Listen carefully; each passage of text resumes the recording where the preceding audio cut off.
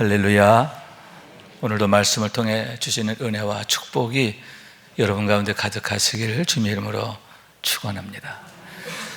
선입견이라는 게 있는데 때로는 참 무섭다 하는 생각이 듭니다. 왜냐하면 부정적인 의미로 선입견이 내 안에 자리 잡게 되면 고치기가 참 어렵기 때문이에요. 그러면서 그런 선입견으로 인하여 오해하게 되고 편견을 갖게 되기 때문이다 라고 하는 말씀이지요. 그런 의미에서 오늘 말씀의 주인공 안드레는 선입견에 의해서 잘못 알려진 바가 많은 그런 분 중에 하나가 아닌가 하는데, 우선 시몬 베드로의 동생이라고 하는 그런 사실이에요. 저도 사실 오랫동안 그렇게 생각해 왔는데 성경 어디에도 시몬이 형이고 안드레가 동생이다 이런 얘기가 없어요. 다만 그들에 대해서 말할 때는 형제, 그의 형제 이렇게 말하고 있거든요. 누가 형이다, 동생이다 이게 없는데 선입견으로 안드레가 동생이다 라고 여기게 되었고, 그게 정설처럼 굳어지게 되었다 하는 얘기입니다. 다른 또 한 가지는 안드레가 초대교회 내에서 별로 비중이 없었다라고 생각하게 되는 거예요. 왜냐하면 성경에서 다른 사람들의 이름에 비해 그의 이름이 별로 나오지 않기 때문이다 하는 거죠. 베드로의 경우에는 신약성서에 33번 이상 나오고요, 야고보의 경우에는 37번, 요한의 경우에는 그들의 3배 이상이 돼요. 거의 100번이 넘어요. 그렇게 그들 세 사람의 이름은 신약성서 곳곳에 수없이 등장하는데 안드레의 경우에는 딱 12번 나오는데 신약성서에, 복음서에 11번, 그리고 사도행전에 1번 딱 나와요.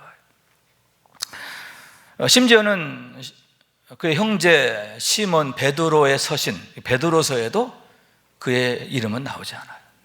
그가 전혀 거론되지 않고 있다라고 하는 얘기인데, 그것은 초대교회 당시에 안드레의 위치가 어떠했는가 하는 것을 보여주는 하나의 사례가 되기 때문이다 라고 하는 거죠.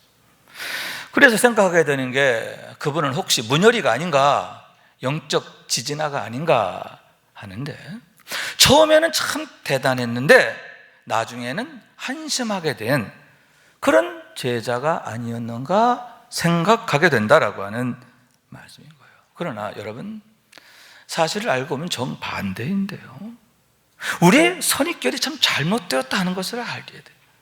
정말 그분이야말로 영적 대장부가 되기 때문이다 그런 얘기죠. 안드레라는 이름은 헬라식 이름이에요. 이름의 뜻은 사내답다 그런 뜻인데 대장부다 그런 뜻이에요. 이름 그대로 안드레는 어떤 사람이냐, 그 누구보다 대장부 같은 영적인 사람이었음을 보게 된다라고 하는 말씀인 거예요. 다시 말해서 당시 교회에서 베드로는 마치 아버지 같은 위치였다면 안드레는 아마도 어머니 같은 모습이 아니었을까 생각하는데, 그래서 겉으로는 베드로가 드러나게 되고 또 베드로가 중심이 되지만, 여러분, 한 가정이 세워지는데 어머니의 역할이 절대적이지 않습니까? 그 어머니 역할에 따라서 그 가정이 든든히 서고 화목하게 되고 그렇게 되는데, 안드레의 역할이 아마도 그렇지 않았나 생각하게 되고, 그러니만큼 알면 알수록 더욱 흠모하게 되는 것이 바로 그분이 아닌가 생각하게 되는 겁니다. 우선 그분은 하나님 나라에 있어서 대장부다 이렇게 말할 수 있는데, 하나님 나라의 일을 이루는데 그 누구보다 중심적이었고 위대한 업적을 남긴 영적 대장부 안드레는 그런 사람이었다라고 하는 거죠. 주님께서 공생애를 시작하시고 가장 먼저 하신 일은 제자들을 모으시는 일이었어요. 그렇게 해서 12명의 제자들이 이제 모아지게 되는데, 각자의 자리에서 그들이 부름을 받게 되는 거예요. 베드로와 안드레의 경우도 갈릴리 호수에서 그물질을 하다가 나를 따라오너라, 내가 너희를 사람을 낚는 어부가 되게 하리라 하시는 주님의 부르심에 의해서 제자가 되었고 일평생 주님을 따르게 되었음을 보게 되는 거예요. 그러면 여러분, 어떻게 해서 그들 형제가 예수님을 즉각적으로 따르게 되었는가 하는데, 그 중심에 안드레가 있음을 보게 된다라고 하는 얘기예요. 우선 첫 번째 만남의 경우 안드레의 역할이 있었다는 거죠. 안드레는 본래 세례 요한의 제자였습니다. 그러다가 세례 요한의 증거를 통해서 예수님을 따르게 되고 예수가 메시아인 것을 알게 되는데, 이에 우리가 메시아를 만났다 하면서 그의 형제 시몬에게 가서 데리고 예수님께로 가게 됨을 보게 되는 거예요. 어떻게 시몬이 예수님을 만나게 되었느냐? 그 운명적인 만남, 역사적인 만남이 안드레의 인도함에 의해서, 안드레의 강권함에 의해서 되어졌다라고 하는데, 그때 주님께서 그에게 내가 요한의 아들 시몬이니 장차 개발을 하리라. 개발한 말은 베드로라, 반석이다. 여러분, 그 축복 그대로 후에 시몬이 베드로가 된 줄로 믿습니다. 두 번째 만남 역시 마찬가지다라고 생각할 수가 있는데, 이번에는 주님이 직접 찾아오십니다. 첫 번째는 시몬이 찾아가게 되지만 두 번째는 예수님이 찾아오시는 거예요. 그들 형제가 갈릴리 호수에서 그물질을 할 때인데 주님 오셔서 나를 따라오너라 이렇게 부르셨음을 보게 되는 거죠. 그런데 여러분, 그때 그들이 즉각적으로 그물을 버려두고 주님을 따랐다 이렇게 말하고 있는데 어떻게 그게 가능했을까 하는 거죠. 우선 왜 안드레가 중심에 있었을 것이냐 하면은, 안드레의 경우 베드로보다 하나님 나라에 대한 관심이 더 많은 사람이었기 때문에, 베드로보다 어쩌면 2배, 어쩌면 3배 더 관심이 많았고 열심히 많았던 사람. 그렇기 때문에 그는 일찍이 세례 요한을 따르는 제자가 되었음을 보게 되는 거죠. 그의 열심을 보여주는 단면이다 라고 하는 얘기죠. 어떻게 그들 형제가 주님의 부르심에 아멘 순종하게 됐을까? 왜 안드레가 중심에 있었을까? 안드레가 그만큼 영적 관심이 큰 사람이었기 때문이다 라고 하는 거죠. 반면에 여러분, 베드로의 경우는 어떤 사람이었느냐 하면은, 그 역시도 세례 요한에 대한 소식을 들었어요. 그러나 안드레와 달리 그는 갈릴리 호수를 떠나지 못하는 상태였음을 보게 되는 거죠. 그게 안드레와의 차이예요. 안드레는 세례 요한에 대한 소문을 듣고 갈릴리 호수를 떠나 세례 요한의 제자가 돼요. 그러나 베드로는 그 소문을 듣고도 여전히 갈릴리 호수를 떠나지 못하는, 그물을 손에서 놓지 못하는 그런 사람이었다는 거죠.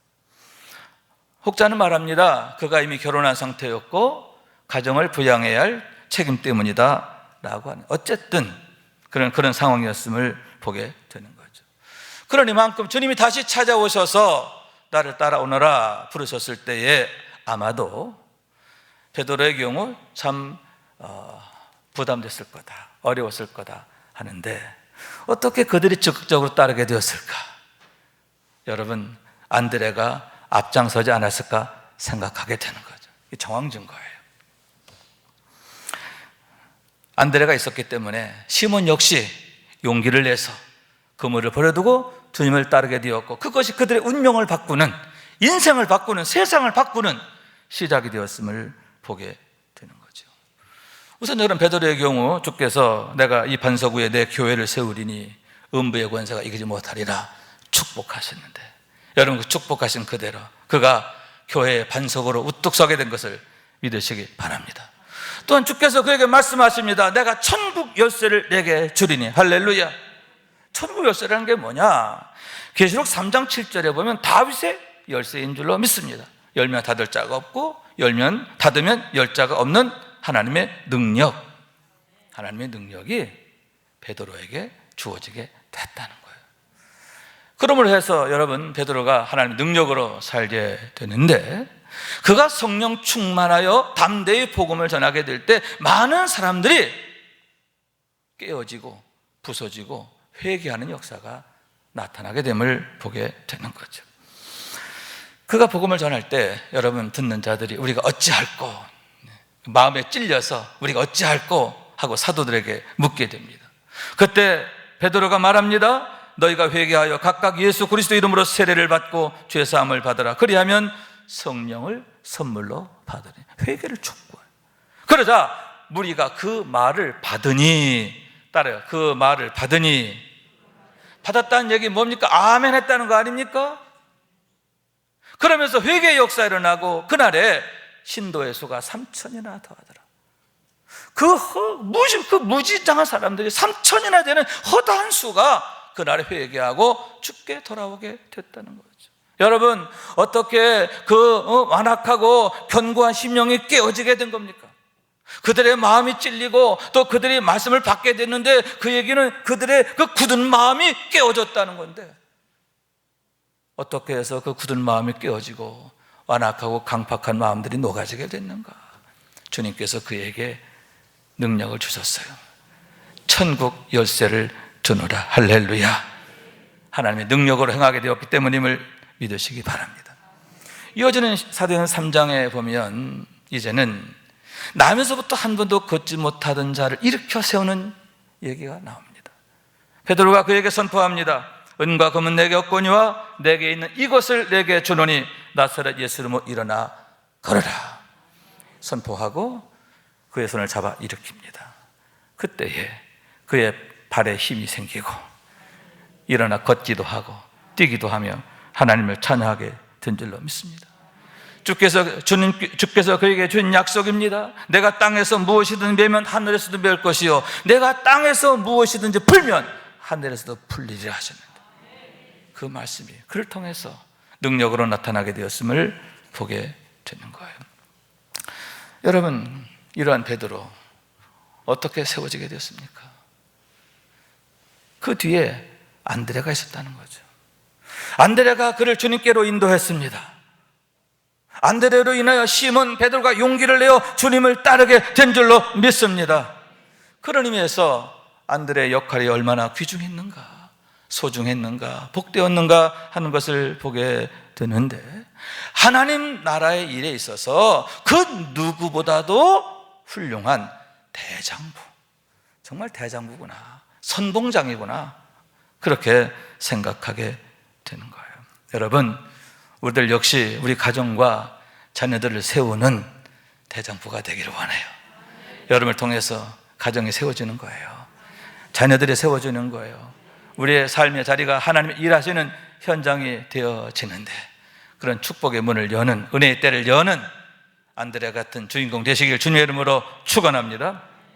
그런데 안드레에 대한 말씀을 살펴보면서 참 의아하게 여겨지는 부분이 있는데, 참 안드레는 속이 없는 사람이다, 뼈가 없는 사람이다, 이렇게 느껴질 정도라고 하는 거예요.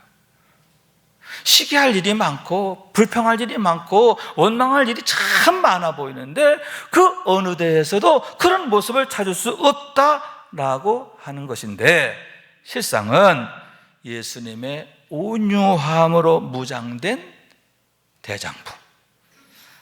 여러분, 안드레는 어떤 사람이냐? 우리 주님의 온유함을 그 누구보다도 많이 닮은, 그런 성품을 그 누구보다도 많이 소유한 그런 대장부 같은 분임을 보게 된다라고 하는 얘기인 거죠. 다시 말해서 여러분, 안드레의 경우 참 마음 상할 일이 많았겠다 생각되는데, 왜냐하면 항상 뒷전이 되었기 때문이에요. 모든 일에 있어서 베드로, 야고보, 요한이 먼저였고 안드레는 항상 뒷전이었다라고 하는 얘기입니다. 예를 들어서 마태복음 17장 1절 이하에 보면 주님께서 기도하러 산에 올라가시는데 누구만 데리고 가느냐? 베드로와 야고보와 요한만을 데리고 가요. 안드레는 쏙 빼놓습니다. 여러분, 안드레는 첫 번째 제자잖아요. 베드로보다 먼저 주님을 따랐던 사람이잖아요. 그리고 베드로를 죽게 인도한 사람이잖아요. 제자 공동체를 세우는데 가장 공헌이 많은 사람이에요. 처음 제자예요. 그럼에도 어떻게 안드레만 쏙 빼놓고 3명만 데리고 가냔 말이에요. 한 발 더 나가 회당장의 집에 갈 때는요, 베드로와 야고보와 야고보의 형제 요한 외에는 아무도 따라오지 못하게 하셨다, 이렇게 말하고 있거든요. 이 말씀의 상황으로 보면 다른 그 어떤 제자가 함께 따라가려고 했던 것 같아요. 그런데 주님이 야, 넌 여기 있어, 그렇게 말씀하시고 베드로와 야고보, 요한 이 3명만 데리고 가셨다는 거예요. 그래서 도대체 그 한 사람이 누굴까 제가 생각해 보니까 안드레 같아요. 왜냐하면 안드레 시몬의 형제잖아요. 야고보, 요한 같은 동네 사람이잖아요. 같이 고기잡이, 어릴 때부터 같이 고기잡이했던 사람. 그러니만큼 항상 그들 4사람은 같이 어울리고 같이 지내고 그랬을 것이 분명한데 왜 그들 3사람 외에는 따라오지 못하게 하셨을까? 그런 일을 당하면서 안드레의 경우 얼마나 자존심이 상하고 또 속상하고 언짢고 그랬을까 하는데, 어쩌면 자신이 모욕당한 것 같은 그런 마음이 들 정도였기 때문이다 하는 거죠. 그런데 성경 어디에도요, 삐졌다는 말, 원망했다는 말, 불평했다는 말 한마디 없어요. 싫은 표정했다는 얘기도 없어요.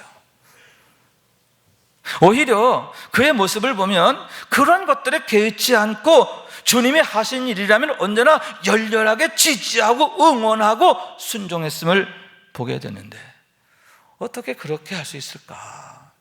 참 기이한 일이다, 놀라운 일이다 라고 하는 얘기죠.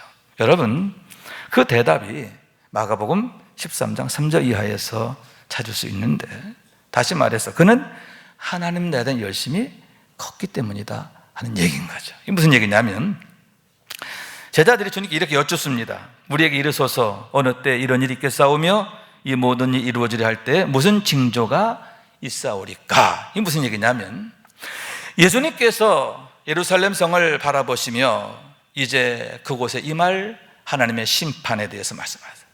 재앙의 때를 말씀하셔요. 그러자 제자들이 그때가 언제입니까? 라고 여쭙게 됐다는 거죠.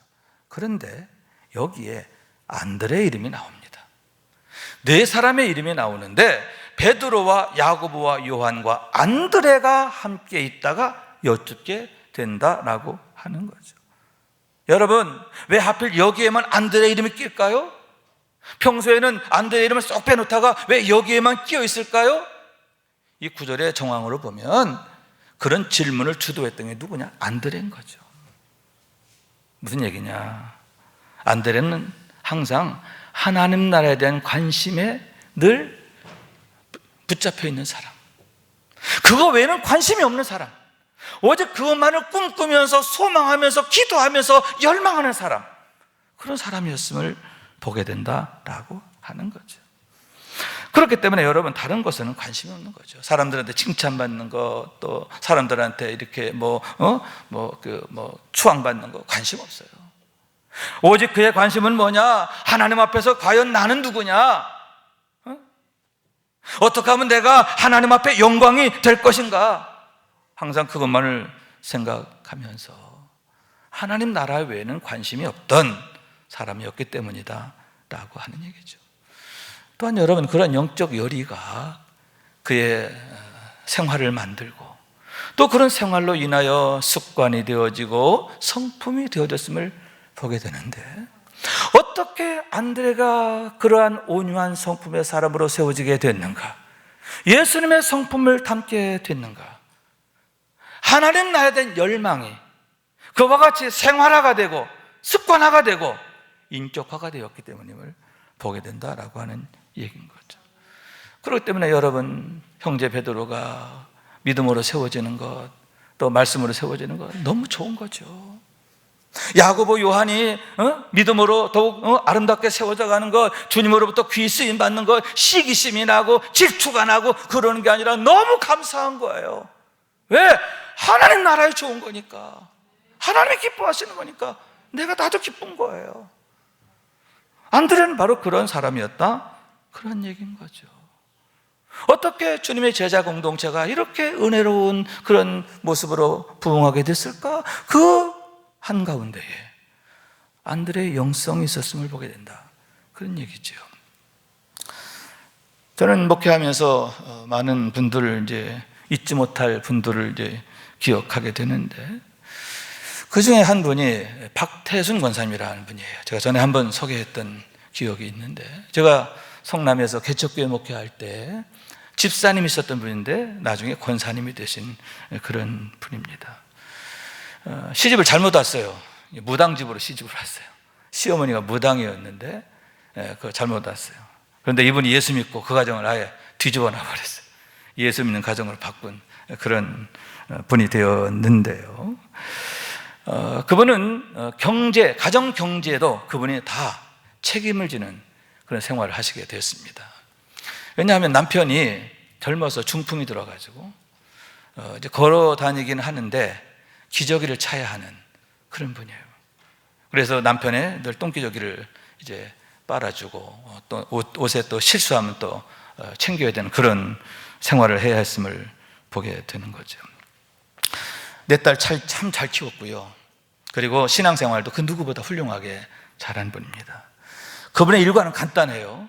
새벽기도 끝나고 새벽기도 드리고, 새벽기도 끝나면 광주리이고 성남에서 마장동까지 버스 타고 가서 고기를 받아가지고 버스 타고 다니면서 식당에다 납품하는 거예요. 그럼 오후에 집에 와서 빨래하고 청소하고 밥 해놓고 남편 저녁 먹이고 교회 오는 거예요. 교회에서 자면서 철학기도 하는 거예요. 기도도 하고 자기도 하고, 그리고 또 다음날 새벽에 새벽기도 하고 광주리 메고 마장동 가고, 이게 일과가 된 그런 일상을 갖고 있는 그런 분이다라고 하는 거죠. 물론 헌금도 교회에서 제일 많이 하는 그런 분이기도 했습니다. 그런데 제가 특별히 그분에 대해 고마워하는 건 뭐냐, 제가 거기서 5년 동안 목회를 했는데 마지막 2년 동안 교회가 3배로 부흥했어요. 앞에 3년 동안에는 교회가 영 성장하지 않다가 마지막 2년 동안 교회가 급성장을 했어요. 그런데 그 성장에 있어서 그 권사님의 역할이 참 컸기 때문이에요. 그러면 전도를 많이, 아니요, 그분 전도한 사람 거의 없어요. 그럼 뭐냐 하는데 말입니다, 말. 그분은 항상 입버릇처럼 고맙습니다, 감사합니다, 얼마나 좋은지 몰라요, 할렐루야, 긍정적인 말, 환대하는 말, 축복하는 말. 새 가족이 옵니다. 막 너무 좋아하고 너무 고마워하는, 고마워, 우리 교회 와줘서 고맙다고. 그분이 봉사라도 하면 막 너무 고맙다고, 나는 배운 것도 없고 난 그런 못하는데 너무 고맙다고 그러면서 그 어렵게 광주리에 이고 온 그 고기 또 사골 콕 가가지고 페트병에 담아가지고 선물하면서 봉사하라고, 내가 기도하겠다고. 어떻게 교회가 은혜로워지고 부흥하게 됐을까?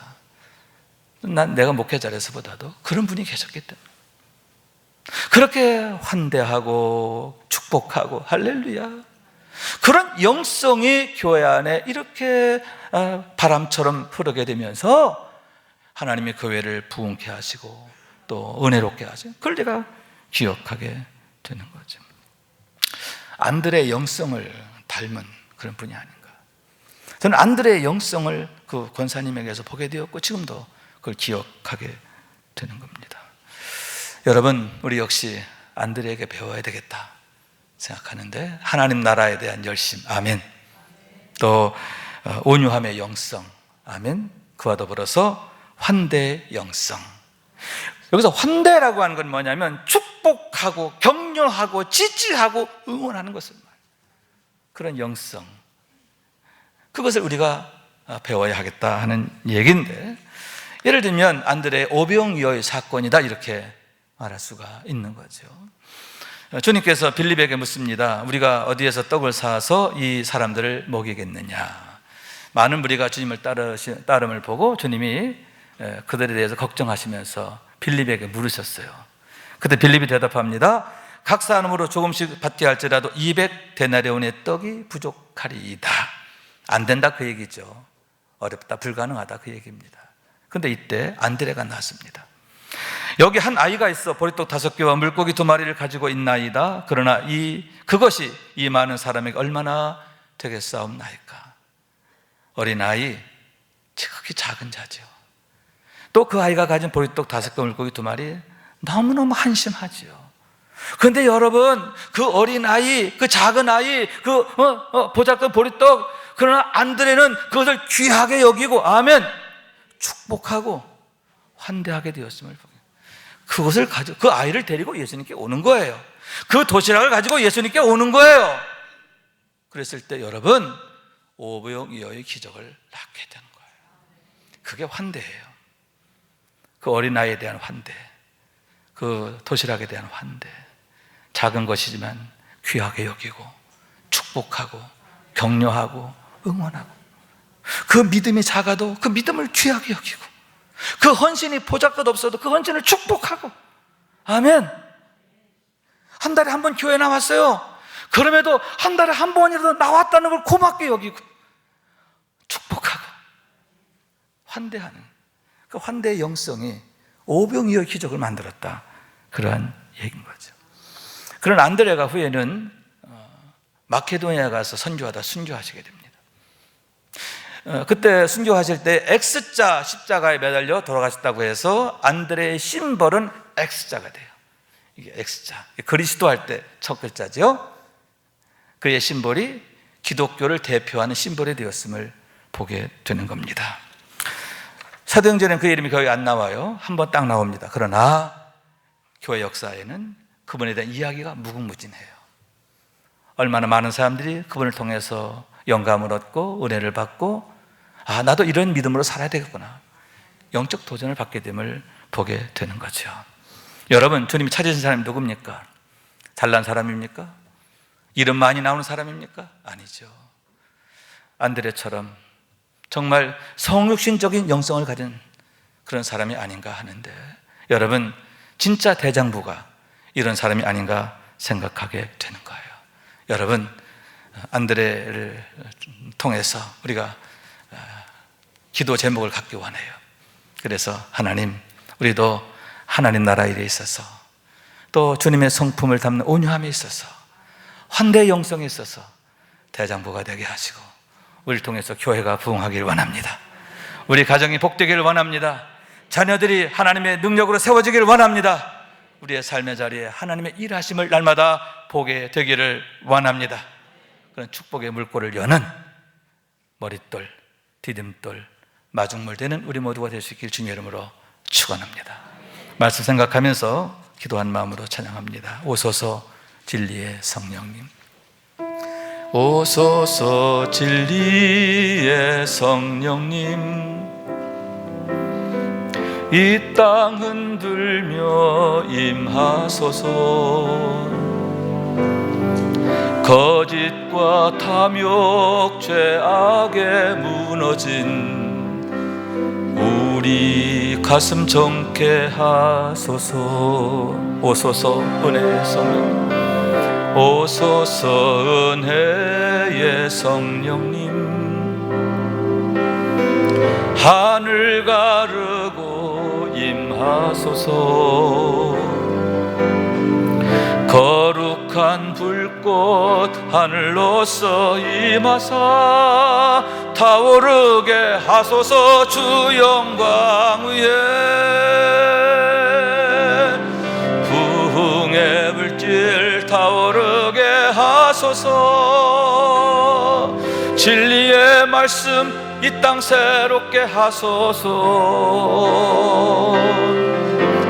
은혜의 강물 흐르게 하소서. 성령의 바람 이 땅 가득 불어와 흰 옷 입은 주의 순결한 백성, 주의 영광 위에 이제 일어나 열방을 치유하며 행진하는 영광의 그날을 주소서. 오소서, 다시 한번 오소서 진리의 성령님, 오소서 진리의 성령님, 이 땅 흔들며 임하소서, 이 땅 흔들며 임하소서. 거짓과 탐욕 죄악에 무너진 우리 가슴 정케 하소서. 오소서 은혜의 성령님, 하늘 가르고 임하소서. 거룩한 불꽃 하늘로서 임하사 타오르게 하소서. 주 영광 위에 부흥의 불길 타오르게 하소서. 진리의 말씀 이 땅 새롭게 하소서. 은혜의 강물 흐르게 하소서. 성령의 바람 이 땅 가득 불어와 흰 옷 입은 주의 순결한 백성, 주의 영광 위에 이제 일어나 열방을 치유하며 행진하는 영광의 그날을 주소서.